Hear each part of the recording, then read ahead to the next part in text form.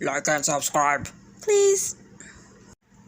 So let's get into this week's review of Ready to Love Reunion Part 1.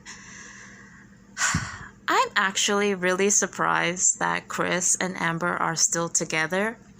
But I feel like if they weren't together, they wouldn't say anything, right? Because I'm not really...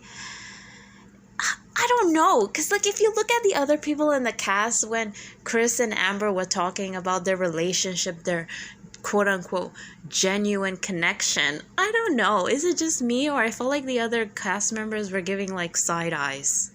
You know, by their facial expressions, I just felt like they weren't really buying it. I'm just not buying it. I'm not. But you know what?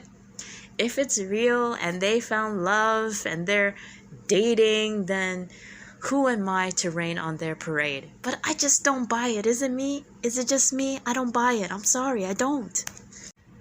Why are all their fashions so tacky? Absolutely dreadful. Dreadful. Amber, what the hell is she wearing? What? It's like she has an octopus strangling her or something. It's terrible. Vernisha, now, it's a terrible outfit, but in a weird way I like it because I like the color and it's sparkly. But it's also terrible.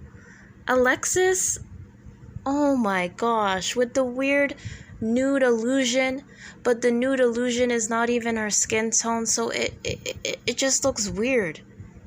Like everybody, oh my gosh. And Chris, his suit, I mean, I usually like Chris's outfit, but not this suit. Just very tacky, all of them. So they show a package of Kyra's time on the show, and Kyra was very popular with the men, right? Now, watching the show real time, it was kind of confusing as to why David and Joel would pick Kyra, because from what we've seen, they never went on dates with Kyra, or they never really talked to her like that. But I do watch YouTuber Little Black Book 91, and he does interviews with the cast members, right? And when you're watching these interviews, you'll be surprised at how so much gets cut out of the show.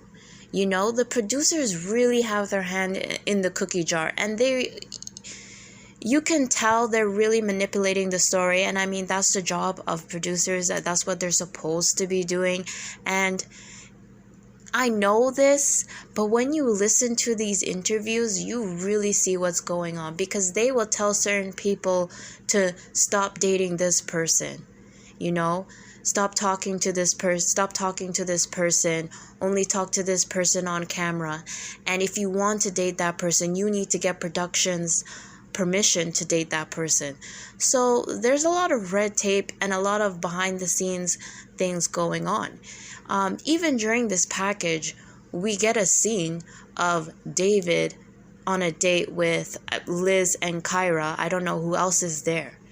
We didn't see that we didn't see it during the show in real time. So when David picks Kyra, it's sort of left field, because to our knowledge, the only connection that he has is Liz. So it just looks like he's being an a-hole. I still think he's an a-hole, but it gives a little bit more context, right? So, I mean, it is what it is. They can't show everything, right?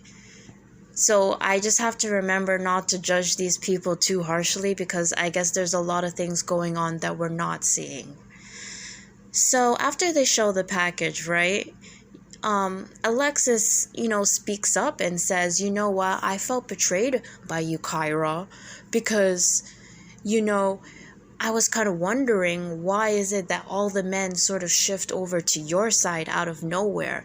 It feels like you weren't ready to love and you were just playing the game. Excuse me, Alexis, you are the very same one asking everybody, am I your number one? Am I your number one? Am I your number one? Like, come on, right? You weren't here ready to love either. All you did was ask if you were number one and put down the other ladies. You were extremely competitive. And Uncle Nephew, Nephew Uncle, said it right. You come on this show to find love, not to find a friendship. You guys are not friends. You don't know each other. There's not that loyalty. Kyra doesn't owe you an explanation. And Kyra said it right. If there is an issue, don't ask me why the guys picked me. I don't know. I'm not in the room.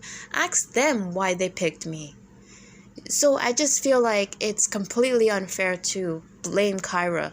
Yes, Kyra was playing the game, but so are you. You know, it sounds very hypocritical. And I like Alexis. She's cute. But it's very clear that she is definitely a little bit or a lot of bit insecure. So everyone is accusing Ron basically of leaking information from the men's meeting to the other woman, right? Especially that meeting where Joel and David said that they would pick Kyra, right? But on Little Black Book's channel, he interviews Ron, and Ron says it wasn't him, and pretty much hints that it was production, right? Now, I don't really know, but I'm going to be honest with you, I wouldn't be surprised if it was production, because, I mean, that's what production does. They stir up mess. Like, I can totally believe that they would tell Amber to bring up Joel picking Kyra in front of Vernisha to Joel, right? I can totally see them doing that. So I don't really know, but everybody seems to believe it's Ron. So if everybody is saying it's Ron, I mean, it's kind of hard for me not to believe that, but it can go both ways to me. It could be even a little bit of both. And come on, right? You're not gonna tell me that Ron is the only one gossiping about what's going on. I feel like they're all talking. Little by little, you know, they're leaking a bit of information. So is production. So to point it all at Ron, we'll just have to see how this turns out. But I could see it going both ways. Poor Christian. Why would they do that to this man? You can clearly see Andrea's not into him. Now, don't get me wrong, on the show, I mean, she was kind of awkward. So was he. Which is okay, I'm awkward too. It's okay to be awkward. So, maybe she's into him, but because she's awkward, it's kind of hard to read. But from what I got from it, she was not interested in this man at all. Because when he was like, yeah, well, you know, I've been talking to someone on the cast, and he points to Andrea, she's like, what, me? You're talking to me? Like, she had that kind of face of shock. Like, what are you talking about? Yeah, we may say hello here and there, but do we really talk like that? I don't know. It just by her facial expression, it could tell that she was not interested. But yet everybody's trying to push it like, ask her out. Come on, ask her out. And he's like, ask her out right now? And then he stands up and then she's like, yeah, okay, sure. I mean, she's not going to say no. I mean, she's not going to be an asshole. That would be the worst. I mean, that was just a very awkward scene. Poor Christian. I mean, they clowned him the first time when he was on the show, and now they're clowning him again. Poor guy. And just when I thought I cringed like never before, here comes Khalil again. I thought we heard the last of him. You know, uncle, nephew, uncle, Tommy. Ask him, you know, so have you been talking to anybody? And Khalil says, well, you know, I've been talking to Ida. And then, of course, Ida, another awkward one, like I said, nothing wrong with being awkward, says, well, you know, we did go on a couple of dates, but he said he didn't want to go public. And she's like, why don't you tell them why you didn't want to go public? And Khalil never answers the question, right? And he basically says, Mean Girls. Oh my gosh. Good thing he got eliminated early on the first day, right? Like, I hope Ida just never talks to this guy again. Like, that is just so awkward and embarrassing. Please be done with him, okay, Ida? Please. Ron is messy. Oh my gosh. Well, Like I said before, Little Black Book, he interviewed Ron, right? And Ron explained that line where he says, "I expected better from you." He was referring to AJ because he said that he had a party, right? And the whole cast was there. And Alexis wanted to talk to AJ. So Ron was like, "Okay, cool. Wait in this room and I'll go get AJ." Well, basically, AJ never came to the room, and Alexis was waiting there for him for 2 hours, you know? And basically, Ron was saying that pretty much AJ would ignore Alexis until it came to elimination. Then he would kiss up to her. And I think we all sort of saw that from AJ. Whenever it was the men's turn to be eliminated, all of a sudden AJ was super into Alexis. Whereas before, he never really gave her that much attention. So it's not like Ron was lying on that part. And we do know that they do chop and edit the scene. So I could give Ron the benefit of the doubt and believe him when he says that. But it is still condescending to speak to someone like that, especially when they're not choosing you. It does come off like you're bitter. Like, why are you choosing AJ over me? I thought you were better than that. I mean, it doesn't matter what the situation is. I don't necessarily think he's lying about AJ, but it is kind of disrespectful. And Ron has shown himself to not be a truthful person, because when it came to him and Amber, he starts off by saying, "Well, we've been on lots of dates." And she's like, "Excuse me?" "Well, we've been on few dates." And she's like, "What?" "Well, we've been on one date." So in that exact moment, he's caught in a lie. So at that point, it's not that I completely trust Amber either, but Ron, your credibility is completely shot at this point, right? You can tell his ego was hurt that Alexis picked AJ over him, and he wanted to get her back by being like, "Well, I'm not really into you like that anyways. I'm more into Amber." That was just a get back moment at the end of the day, right? And even if you and Amber were truly having a thing, the classy thing to do would just be like, "Okay, you don't think I'm ready to love? You're not into me? That's fine. Good luck on your journey." And then go off and go with Amber, right? If you're really happy with Amber, then it is what it is. And then we also find out that during the process that Ron had Chrysanthemum meet his mother. Now, during the interview, he did say, I think a while back, right, Dallas didn't have any power, right? And he said that Chrysanthemum was the one that checked up on him to make sure that he was okay when they had their power shortage. And he didn't hear anything from Alexis. So in defense of Ron, if we're going to believe what he was saying, you know, it could make sense if Chrysanthemum was there for him and helping him out, that he would introduce her to his family. But from watching the show, I don't know, it was just pretty clear that he was more into Chrysanthemum than he was into Alexis.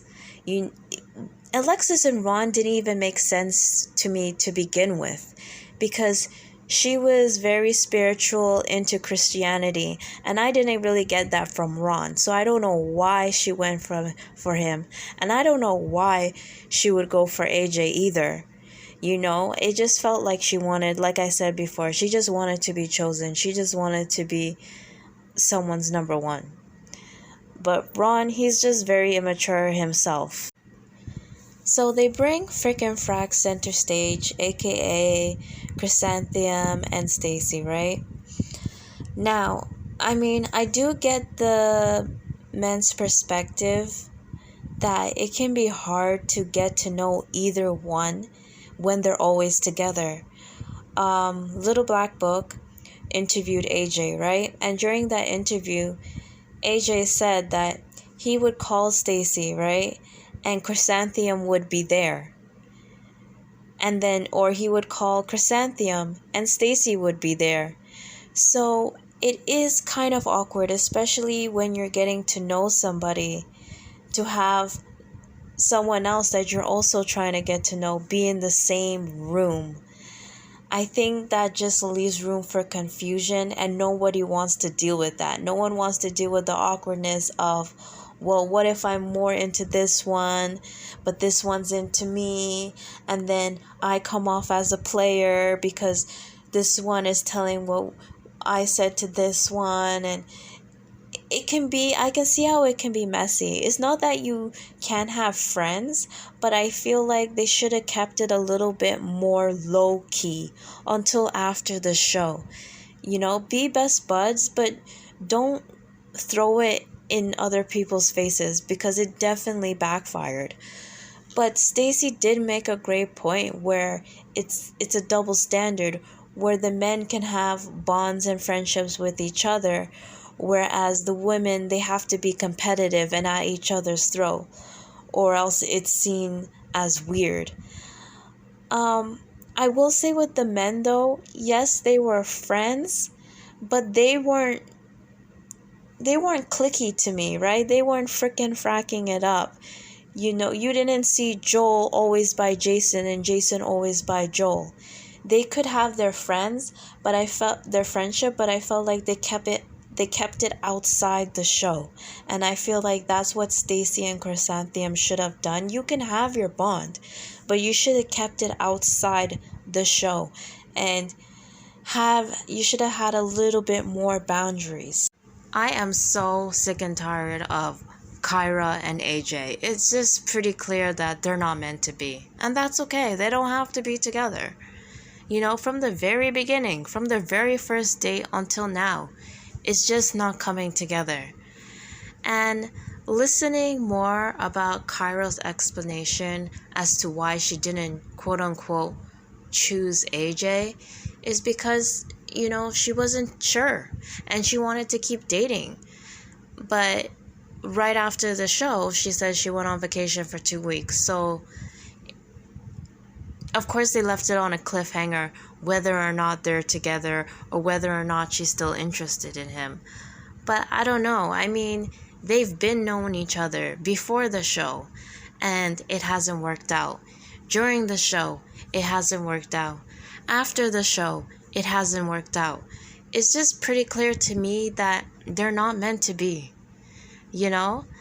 And we also find out that Alexis went on a date with AJ, right? For her birthday. And that didn't work out. So let's just stop repeating the same pattern over and over and over again. Let's all move on. Clearly, AJ, from the interview I've seen on Little Black Book's channel with AJ, I don't feel like he's ready to love at all. So I think it's for the best if Alexis and Kyra just move on. I know AJ is handsome, right? He's tall, dark, and handsome. I know they really wanted to work with him. But I don't feel like he's there emotionally. I really don't. So that's it, y'all. Like, we're gonna find out if Kyra's into him or not. And I feel like it's gonna be the same nonsense of, well, I don't know. We'll see. We just have to keep dating. It's like, okay, come on. How many times is this not gonna work? So, that's all, guys. See ya.